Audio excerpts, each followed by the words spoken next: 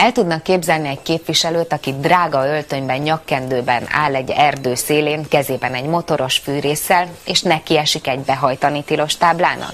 Mondjuk, ha ezzel a fűrésszel dolgozott volna, akkor valószínűleg hamarabb végzett volna, mert ez egy fémfűrész. Mindegy. 2 napja történt. Szájer József európai néppárti képviselő kivágott egy közlekedési táblát az osztrák-magyar határon. Hegyi Nóra is ott volt a rendkívüli határbontáson, és elkísérte a képviselőt az osztrák rendőrségre, ahol Szájer József feljelentette saját magát.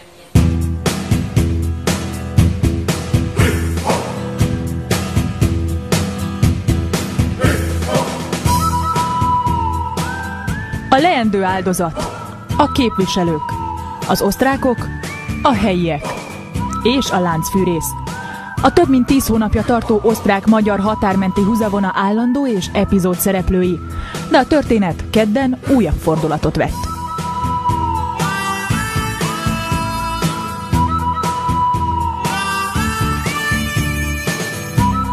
...2007. december 20-a. Magyarország is csatlakozott a schengeni övezethez, így megnyíltak az ország határai és útvonalai az uniós tagországok felé. Szlovéniába, Szlovákiába és Ausztriába már határellenőrzés nélkül léphetnek be a magyarok. Vagyis csak léphetnének, ha az osztrák szomszédok ezt hagynák, és nem állnák el a magyarok útját behajtani tilos táblákkal, sorompókkal. Ráig ki lehet jönni, és ne tovább. 2007. december 21-i schengeni határok lebontása után az volt a vélemény, hogy minden útnak átjárhatónak kell lenni. Legyen ez mezőgazdasági vagy egyéb portalanított út. Hát ez nem így történt. Fertőrákoson vagyunk, az osztrák határtól körülbelül 8 kilométerre. A falut ez az út köti össze a szomszédos osztrák településekkel, Szentmargitbányával és Medgyessel. Rögtön a decemberi határnyitás után került ki a behajtani tilos tábla az út magyar felére.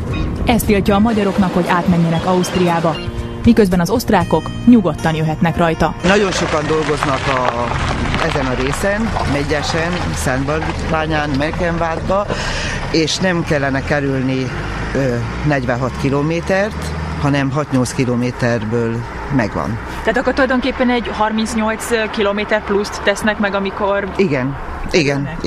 Többet, már el-vissza, többet. A határmenti falvakban osztrák és magyar részen is aláírás gyűjtöttek, levelet írtak a bécsi kormányzóknak, hogy szedjék le a sorompót és a táblákat, mert legalább 6 olyan útszakasz van, ahová a magyarok nem hajthatnak, vagy megbüntetik őket. De mindez hatástalan volt. Ezt elégelték meg európai parlamenti képviselőink közül 3-an.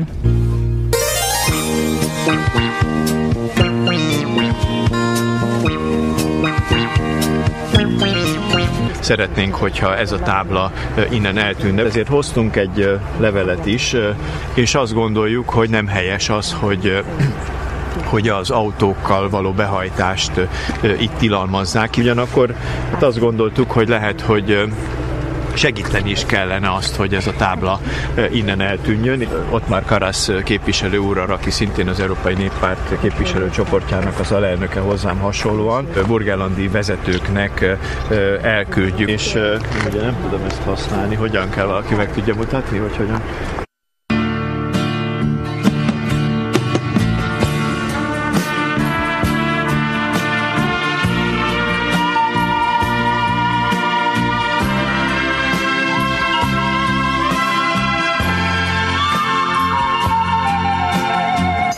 Hogy balesetet okozzunk. Hát ez nem megy. Nem működik a fűrész.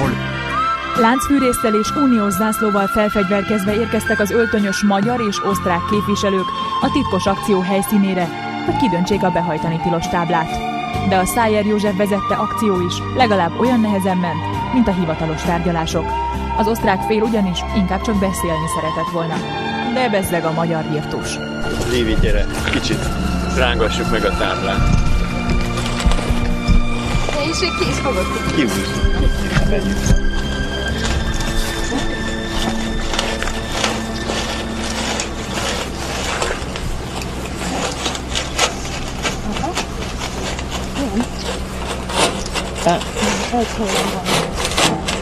Fektessük le.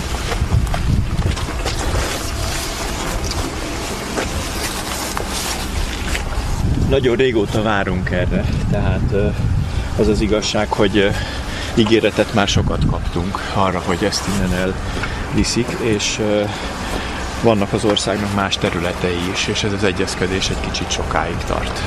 Reménykedünk, hogy ez majd felgyorsítja.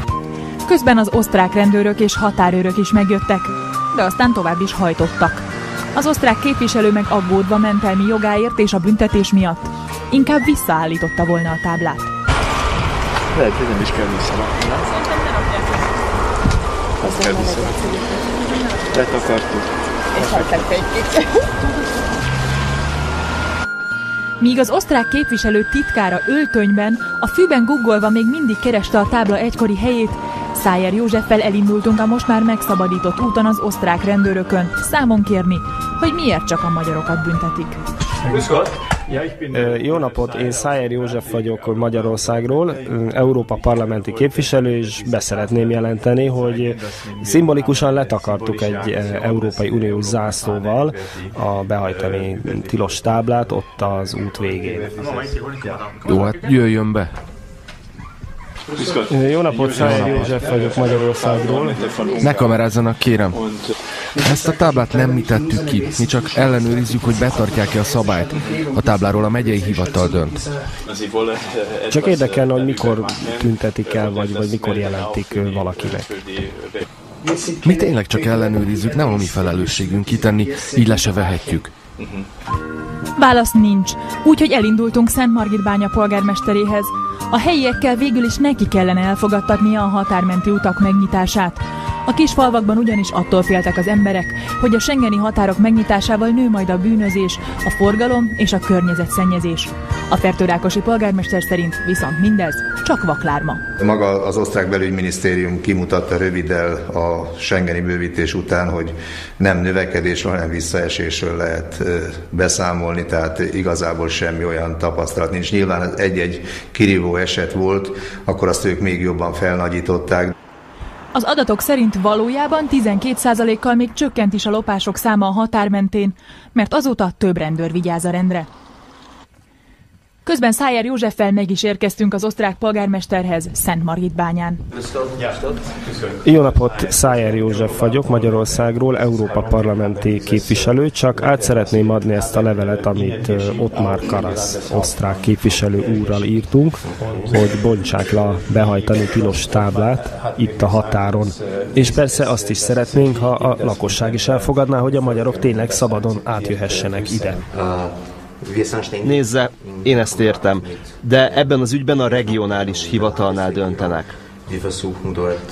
Ez pedig egy országút, és mi meg nem szeretnénk, hogy túl nagy forgalom menjen át rajta. Igen, de Schengen után ez így nem mehet. Nem erre számítottunk mi, a magyarok. Végül innen is egy újabb ígérettel távozunk, hogy majd elolvassák a levelet és újra megbeszélik a regionális hivataloknál. Visszafelé megint találkozunk a tábladöntögető kis csapattal. Az osztrák képviselő vezetésével még mindig azzal próbálkoznak, hogy visszaállítsák a figyelmeztetésnek szánt, kidöntött táblát. Nehogy megbüntessék őket. Az amúgy szabálysértő osztrák hatóságok. Aztán mindenki visszaindult Brüsszelbe, az íróasztalok mögé.